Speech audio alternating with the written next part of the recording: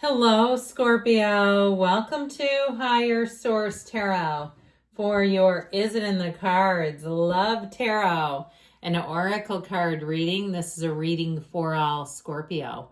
Sun, Moon, Rising, and Venus. We're going to get it started here with a love oracle, and I love this one. You have the energy of teddy bear, interested in you, blooming romance, flirting, want to date. So this is an indication that there's somebody out there who's quite interested in you. They fancy you. So we'll see what the archetype cards can tell us, and then the tarot itself.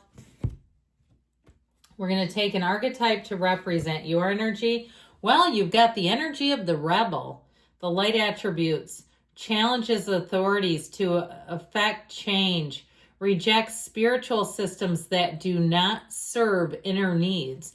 So if you grew up really religious and now you'd say you're more spiritual, where you've maybe not fully rejected it, it's not like you're going around picketing churches, but you may say, look, it's just not for me.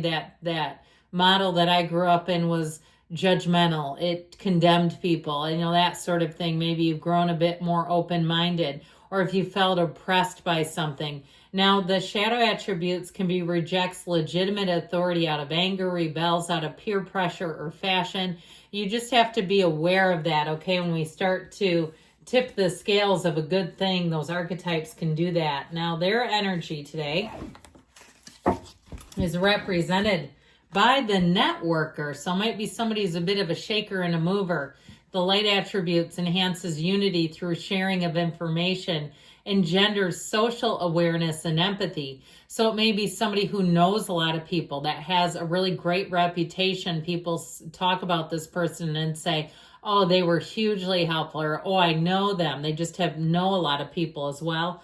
The shadow attributes conveys information only for personal gain, spreads fear and falsehood. Now, this is too much of a good thing when we tip into those shadow attributes.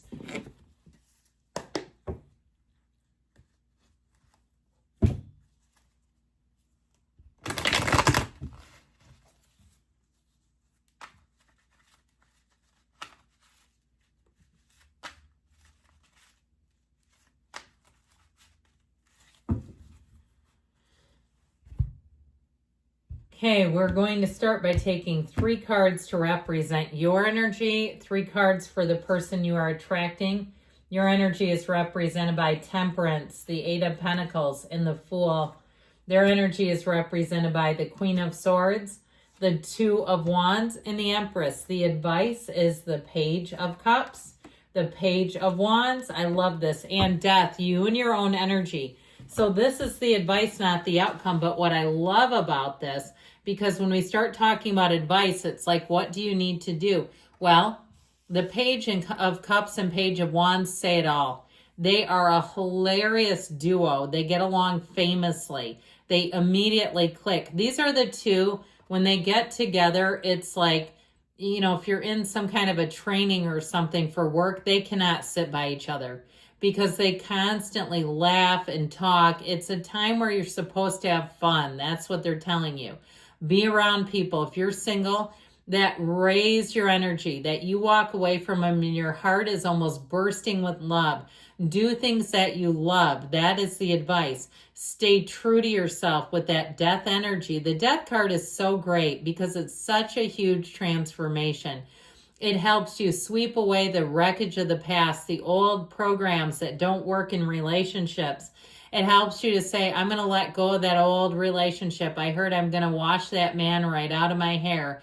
That was a shampoo jingle in the 1970s and probably early 80s, in case you're younger. I'm finding that sometimes cultural relevance amongst the generations varies greatly, where people don't even know what you're talking about if you're a Gen Xer and you're talking to somebody in a different generation.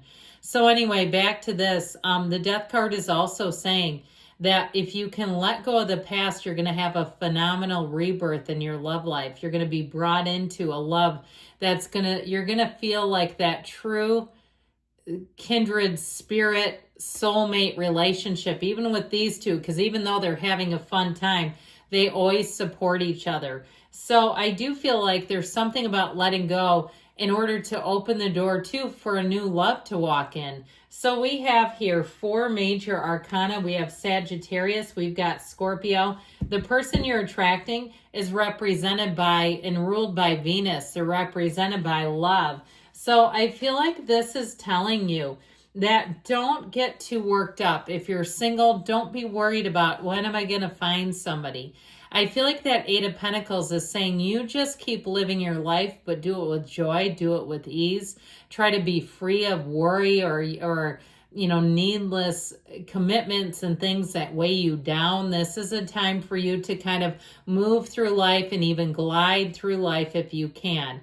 Now, the energy of Temperance is thriving in change. So it is a time to embrace changes. Maybe you're thinking about changing your appearance. You might want to check out astrologically to see if that's a good idea. Because astrology and the major arcana are very closely linked, okay? The astrology informs these major arcana and vice versa, I guess you could say it that way. So with this, I feel like they're telling you to focus on your ambitions if you are single. Now, if you're in a relationship, I do feel like they're telling you you're free to commit. This is a time where you want to let go of those old programs and hang-ups and allow yourself to commit and love deeply, but have fun in the relationship. The Fool energy is one where you are fearless. You've let go of everything that weighs you down. You're full of life power. You're in a place too with the energy of the Fool where you're going to want adventure. You're going to want to try new things with this person. You're going to want to be out of your comfort zone.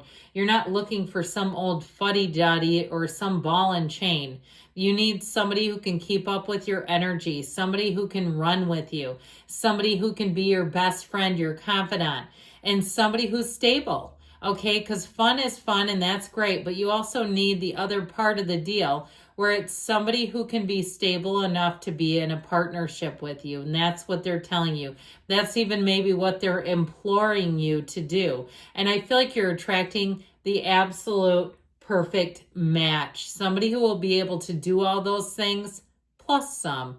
And so the energy of Temperance, before we move into their energy, brings about great healing. It's a time where the Archangel Michael comes in not only to protect you, but to heal your life. I think of Louise Hay when I say that. She wrote a very powerful book called You Can Heal Your Life. So if you're going through a period where you have such heartache, okay, you're walking alongside the grief of the ending of a relationship, it's time for you to start to use some of those resources that we have available. Allow those great spiritual teachers to work with you and be the salve for your wounds, those invisible wounds. So this person's known some wounds too. With the Queen of Swords, this is the widow of the tarot. So it also may be an indication, if they're not a widower or widower, that they've ended something and they're never going back to it. And I feel like with the Two of Wands, this is somebody who wants to rebuild their life, who wants to move forward, who doesn't want to be chained to the past. If it is reconciliation, you have to be willing to allow the past to stay in the past. Otherwise, it's not going to work for them. They're not going to be willing to stay chained to the rhythm of the past. It just doesn't feel good to them at all. Now, with the energy of the Empress, this is somebody who loves with their whole heart. They are the path to the heart. They're very deeply intuitive. And so they may also be a Scorpio, maybe somebody who's another water sign. You have a lot of water in this reading. And so water in terms of the pool of consciousness, okay? If you're like, well, no, I actually don't. I've got like 2 cards. But anyway, I do feel like what they're telling you with this person is that when they know, they know. And so I feel like with the energy of the Empress here, it's a time where they really want to be able to let that guard down, where they want to communicate openly and freely and love big and love hard. And so I feel like with this person, once they're in, they're all the way in. There's somebody who's very consistent and they're going to be such a great dynamic match for you. I do feel like people around you are going to say, where did you two find each other? You two make the perfect couple. But like I said, with the energy of the Death card, if it is a reconciliation, people around you will say they were so glad to see you got back together, that they were sad when you broke up, that they said this didn't make any sense to them. Now with the Death card, though, again, it's a change. It's new from the old. And it's like the first day of the rest of your life. It's a time to be full of optimism, full of joy. Lean into love. Open your heart up wide, because yes, it is in the cards. I love you, Scorpio. I'll be back again soon.